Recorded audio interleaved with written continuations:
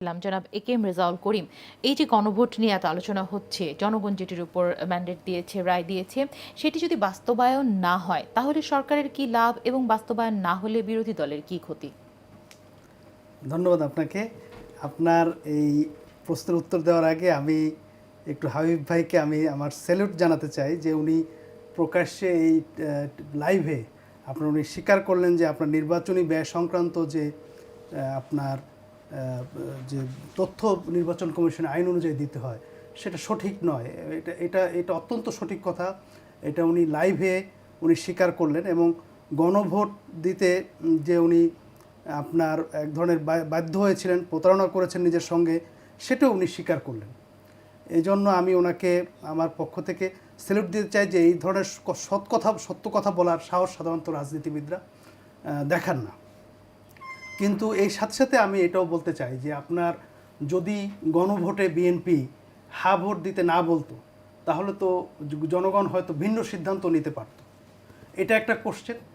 সাথে সাথে আরও একটি কোশ্চেন হচ্ছে যে জনাব রেজাউল করিম সাহেব যে বলে গেলেন যে 71% ভোট বা 70% ভোট, আপনি খেয়াল করবেন যে 2024 সালের 8ই আগস্ট কেয়ারটেকার গভর্নমেন্ট বা ইন্টারিম গভর্নমেন্ট ক্ষমতা গ্রহণ করার পর থেকে আপনার জাতীয় নির্বাচনের বাইরে গণভোটের জন্য যে একটা চাপ ছিল মানে অন্যান্য দলের পক্ষ থেকে, যেটা বিএনপি বরাবরই কিন্তু বলেছিল যে আপনার একটা অল্প সময়ের মধ্যে, তারা প্রথমে বলেছিল 3 মাসের মধ্যে একটা জাতীয় নির্বাচন দেওয়া এবং নির্বাচনের মাধ্যমে আপনার এই বিষয়গুলোকে সর্ট আউট করা। কিন্তু তারা এক ধরনের আমি বলবো যে শব্দটা ব্ল্যাকমেলিংয়ের শিকার হয়েছিলেন, যে আপনার জাতীয় নির্বাচনকে পাশ কাটানোর একটা কিন্তু শঙ্কা দেখা দিয়েছিল এবং সে কারণে হয়তো তারা একটা সমঝোতা করেছিলেন।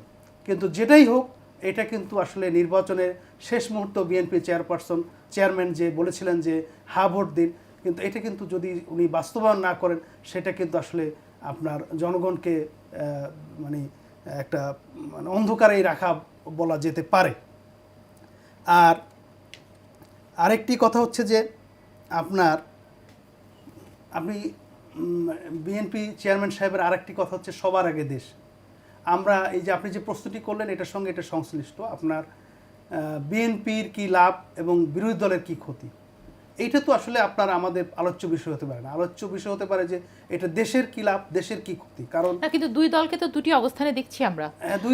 দুই দল আপনার এই যে আপনি সরকার এবং বিরোধী দলে ভাগ করতেছেন, সবার আগে দেশটা, এই কারণেই কিন্তু আপনার আমরা কিন্তু সঠিকভাবে আমরা এটা করতে পারছি না। আজকে আপনি দেখেন মানবাধিকার কমিশন বা গুম কমিশন বা জুডিশিয়ারি অ্যাপয়েন্টমেন্ট কমিশন অথবা দুর্নীতি দমন কমিশন, এগুলো অবশ্যই ইন্ডিপেন্ডেন্ট হতে হবে, সেটা যে কোনো ফর্মে হোক। আজকে যদি আপনার বর্তমান সরকারের এই ব্যাপারে কোনো বক্তব্য থাকে যে তার বিগত অন্তর্বর্তীকালীন সরকার সে যেগুলো যথাযথভাবে করেনি, আমারও কিছু কিছু অবজারভেশন রয়েছে, বিশেষ করে জুডিশিয়ারি অ্যাপয়েন্টমেন্ট কমিশনের ব্যাপারে, তো সেইগুলো কিন্তু তাদের অলরেডি প্ল্যানে থাকা দরকার ছিল যে আপনার এইটা এইভাবে আছে, আমরা এইভাবে এটা করতে চাই, সেটাও ওনারা বিরোধী দলকে দিবেন, বিরোধী দল এটা অ্যাকসেপ্ট করলে ভালো, না হলে যারা মেজরিটি সেই আইনটি পাস হবে। কারণ আপনার সবার আগে দেশ। তারপর আরেকটি জিনিস আমি বলতে চাই যে আপনার এই যে এই বিষয়ে আসলে একটা স্পষ্ট বক্তব্য আপনি বলছেন সরকারি দলের কাছ থেকে আসাটা জরুরি, যেটি নিয়ে বিতর্কের অবকাশ সূচনা হয়েছে। অবশ্যই না, আমি আরেকটু আপনাকে অ্যাড করতে চাই, যেহেতু হাবিব ভাই এবং রেজাউল ভাই এখানে আছেন। আপনার এই যে সংসদ শুরু হলো, নতুন সংসদের প্রথম অধিবেশন শুরু হলো, আজকে 36 দিন যাবৎ পর্যন্ত যুদ্ধ চলছে। বাংলাদেশ কিন্তু one of the most important victim এই যুদ্ধে। কারণ আমাদের 1 কোটি বাংলাদেশি কিন্তু মধ্যপ্রাচ্যে অবস্থান করছেন। আমাদের একাধিক বাংলাদেশি কিন্তু অলরেডি এই যুদ্ধে নিহত হয়েছে। কিন্তু আজকে আপনি দেখেন সংসদে এ নিয়ে কোনো আলোচনা নেই। এবং আপনার এই যে বিভিন্ন ধরনের যে সমস্যা রয়েছে, এগুলো কিন্তু আপনার জনগণকে আপনার এক ধরনের অন্ধকারে রাখা হচ্ছে, বা অনেক সময় অনেক মন্ত্রী দায়িত্বহীন বক্তব্য দিচ্ছেন, যার কারণে কিন্তু আপনার জনগণ ক্ষতিগ্রস্ত হচ্ছে। এই যে সংসদে আলোচনা নেই, এজন্য আপনি কাকে দায়ী করবেন, সরকারি দলকে না বিরোধী দলকে?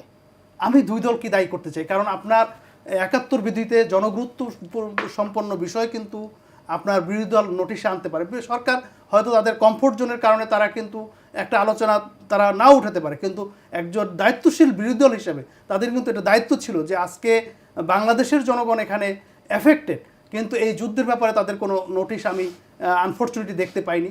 এবং শুধু এখন নয়, আপনি যদি খেয়াল করেন যে আপনার এই যে যুক্তরাষ্ট্রের যে চাপিয়ে দেওয়া যুদ্ধ ইরানের বিরুদ্ধে, এইরকম যুদ্ধ কিন্তু তারা আরও কয়েক মাস আগে আবার মানে এর আগেও করেছিল, এবং সেটা সিজফায়ারের চুক্তি হয় এবং যুদ্ধ বন্ধ হয়। কিন্তু তখনও কিন্তু আমরা দেখেছি রাজনৈতিক দলগুলো এই ব্যাপারে মোটামুটি নিশ্চুপ ছিল। কেন নিশ্চুপ ছিল? যে আপনার এই যে আপনার জুলাইয়ের যে চেতনা, জুলাইতে কিন্তু আপনার জনগণ একটা মানে শক্তির বিরুদ্ধে ফাইট করে আপনার জনগণের সরকার প্রতিষ্ঠিত করেছিল। কিন্তু রাজনৈতিক দলগুলো কিন্তু এখন আবারও সেই জুলাইয়ের চেতনার বাইরে গিয়ে কোনো একটা দেশের প্রতি, কোনো ইসের প্রতি একটা মানে তাদের যে নতজানু ব্যাপার, সেই কারণে কিন্তু আজকে তারা এই ব্যাপারে কোনো কথা বলছে না। সেটাও কিন্তু দুর্ভাগ্যজনক ব্যাপার। আমরা কিন্তু আমাদের সুবিধার ব্যাপারে শুধুমাত্র জুলাইয়ের চেতনা বললাম, কিন্তু আপনার মানে মানে যেখানে আমার সুবিধা নাই, জনগণের সঙ্গে আমরা প্রতারণা করলাম। সেক্ষেত্রে আপনি বলছেন যে দুই দলেরই এই ক্ষেত্রে দায়িত্বপূর্ণ ভূমিকা আসলে পালন করা উচিত, এই বিষয়টি সুরাহা করার এবং অন্যান্য বিষয়গুলোকে গুরুত্বের সঙ্গে আমলে নেওয়ার। ধন্যবাদ আপনাকে।